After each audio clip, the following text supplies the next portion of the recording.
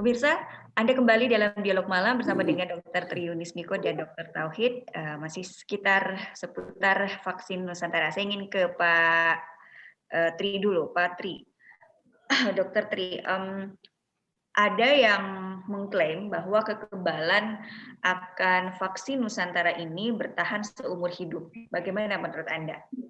Ya tidak mungkin lah kekebalan itu karena kenapa seumur hidup, karena memang konsepnya, teorinya sel genetik itu akan diturunkan kepada messenger RNA, kemudian akan dibaca selamanya. Kalau masa genetiknya itu sudah bisa baca, kemudian nggak perlu pengenalan lagi begitu. Dia akan mengenal kalau kemasukan virus yang sama, dia akan mengenal, tubuh akan mengenal virus itu dan akan bereaksi, antibodinya akan dihasilkan oleh limfosit T begitu.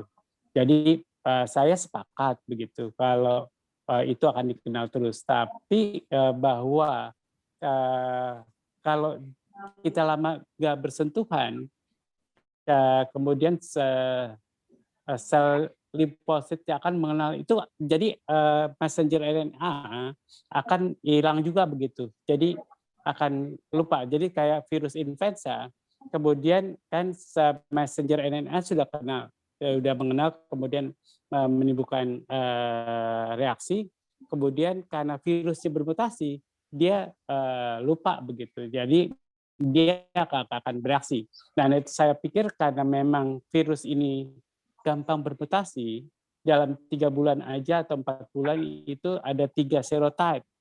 Bayangin. Kemudian ada serotype yang baru yang ditemukan oleh di Inggris, di Afrika Selatan, kemudian di Malaysia, di Singapura begitu sudah bermutasi begitu. Tapi itu tidak bermutasi pada cara penularannya lebih cepat begitu. Tapi tidak bermutasi dalam zat yang bisa menimbulkan spike proteinnya begitu, zat yang bisa menimbulkan imunogenesitas begitu, yang menimbulkan antibodi. Dan kalau dia gampang bermutasi kayak virus influenza, kalau dia bermutasi pada protein yang menimbulkan reaksi imunogenesitas atau antibodi, ya akan tidak dikenal lagi begitu. Kalau bermutasinya di situ ya. Jadi dan ada kemungkinan pasti karena virus ini gampang bermutasi, saya duga lambat laun akan bermutasi. Walaupun dia udah dikenal sebelumnya dengan virus itu, karena mutasi virusnya sendiri gampang bermutasi, kemudian ya akan berubah. Jadi virus yang baru tidak akan dikenal oleh messenger RNA yang sudah dibentuk oleh sel genetiknya begitu. Oke, karena virusnya baru, dianggap baru. Oke. Tadi juga sudah sempat dibahas bahwa hasil uji klinis fase 1 ini dari vaksin Nusantara ini masih belum dipublish ke data uji klinis global gitu ya Pak. Apakah ini nanti data keamanannya terjamin? Ya kalau itu kan uji klinis intentionally, yaitu tidak dilaporkan ke Badan POM. Kemudian tidak dilaporkan ke WHO. Jadi bagaimana kemudian WHO akan mengenal itu begitu. Jadi dari awal kalau WHO akan melihat dari proses prekliniknya. Jadi prekliniknya harus dilihat apakah ini vaksin atau bukan. Kalau menurut saya kalau itu didasarkan WHO akan banyak pertanyaan. Kemudian uji klinik fase 1-nya juga akan dipertanyakan begitu. Jadi menurut saya ya kalau mau terbuka, silakan daftar ke WHO, kemudian bekerja sama dengan negara lain atau pabrik lain begitu. Biarkan terbuka, biarkan negara lain juga mengevaluasi, biarkan perusahaan lain juga mengevaluasi. Jangan ke riset sendiri begitu, buat kepentingan sendiri. Kalau bisa biarkan ada orang lain yang tahu, sehingga itu ada kebaikan untuk orang banyak begitu. Oke. Kira-kira begitu. Jadi meskipun ini pengembangan vaksin didukung oleh Kementerian Kesehatan, namun tetap saja harus melalui proses-proses yang sesuai standar begitu ya Pak? Betul, Ya. betul. Oke, saya ingin ke Dokter Tauhid. Dokter Tauhid, apakah ada kelebihan ataupun kelemahan dari vaksin Nusantara ini, Dok? Ya, sebagai sebuah metode baru, terus terang saya juga mengapresiasi inovasinya ya. Artinya pendekatan imunologi ini memberikan wawasan baru. Kita juga sama-sama belajar. Mendorong para ilmuwan juga untuk berkontribusi lewat bidang ilmunya masing-masing. Nah, kalau ditanya soal kelemahan, kekuatan, saya kira juga sama ya. Setiap metode itu tentu ada plus minus gitu. Tadi seperti saya sebutkan, vaksin yang menggunakan pembawa gitu ya, jadi ada transporting factor-nya seperti adenovirus. Banyak orang juga masih mempertanyakan, misalnya ini adenovirusnya benar bisa aman nggak sih? Kayak mRNA yang sekarang diperkenalkan Moderna ataupun juga Pfizer. Ini kan materi genetik ya, nanti kalau masuk ke dalam sel, dia gimana ya? Nanti menyelip reverse transkriptasenya bekerja, menyelip di DNA, terus nanti kita mutasi lagi jangan-jangan gitu ya karena DNA-nya berubah. Ini juga dijelaskan bahwa ternyata bekerjanya itu di ekstra kromosomal, jadi tidak masuk ke dalam inti sel gitu. Nah, untuk bisa membuktikan hal seperti ini memang diperlukan sebuah riset yang cukup besar dan juga tadi melibatkan tadi seperti kata Pak Tri ya, lintas disiplin dan juga multisenter gitu, sehingga memang nanti ada komparasi, ada pembanding. Dan juga tadi ada sesuai dengan regulasi dari otoritas, misalkan tadi WHO dan sebagainya. Saya kira semua produsen mengacu ke sana ya, kalau lihat dari GMP-nya ya. Nanti apalagi sudah sampai ke GMP-nya ya, Good Manufacturing Production-nya.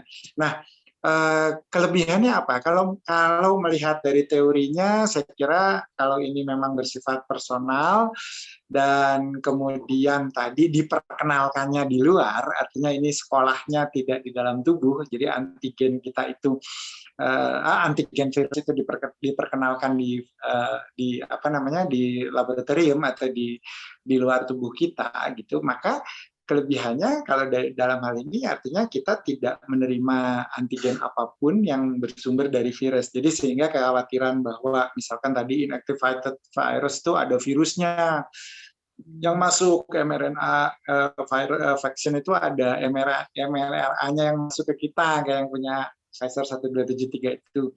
Nah ini nggak ada, artinya memang sel dendritiknya dibawa keluar, diperkenalkan, lalu dia membangun memori. Jadi sel dendritik ini berkerabat erat dengan sel monosit ya, yang kemudian monosit dan makrofag dan macam-macam di tubuh kita tuh dendritik macam-macam gitu ya. Ada yang di Langerhans, ada yang mucosal associated lymphocyte gitu di mukosa tubuh, ada yang interdigitating, macam-macam gitu. Jadi ada visi namanya. Dan nantinya kalau di dalam proses APC-nya juga butuh sel NK gitu, sehingga nanti menghasilkan FC reseptor, FC gamma 3 reseptor namanya.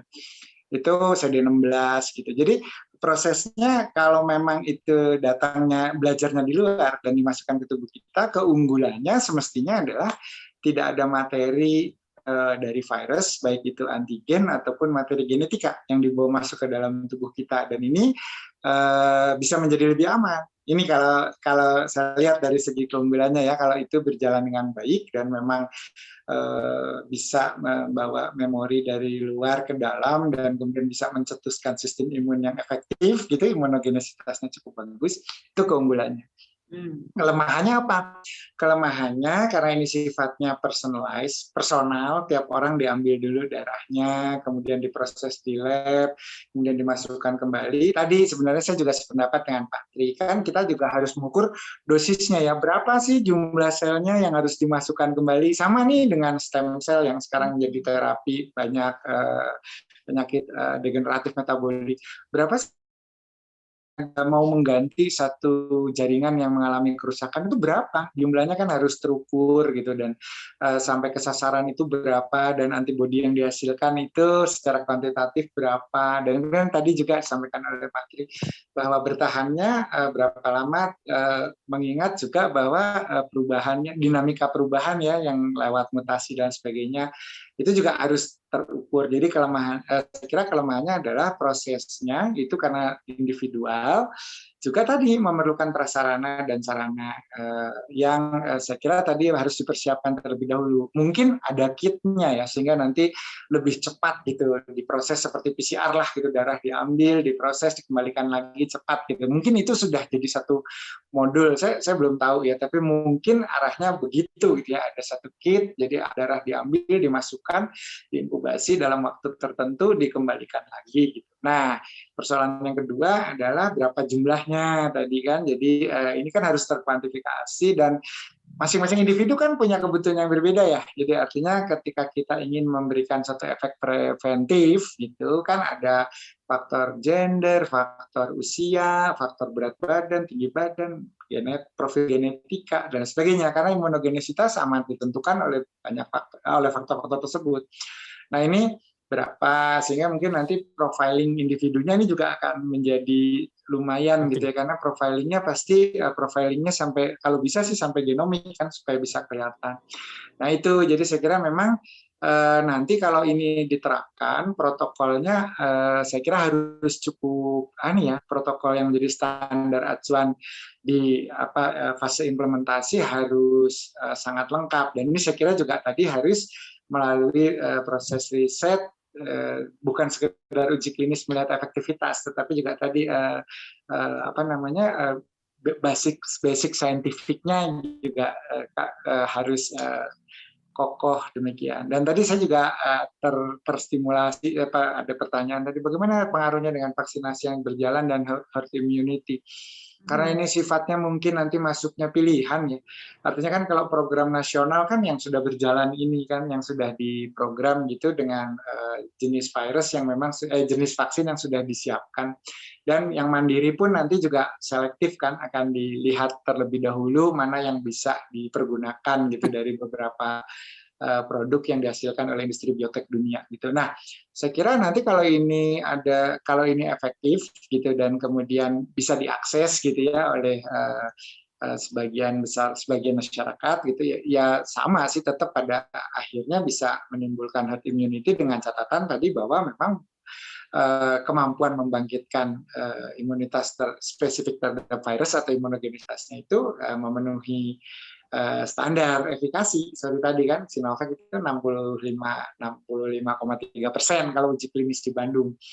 Nah, kalau bisa segitu atau lebih tinggi dari itu ya tetap bisa gitu.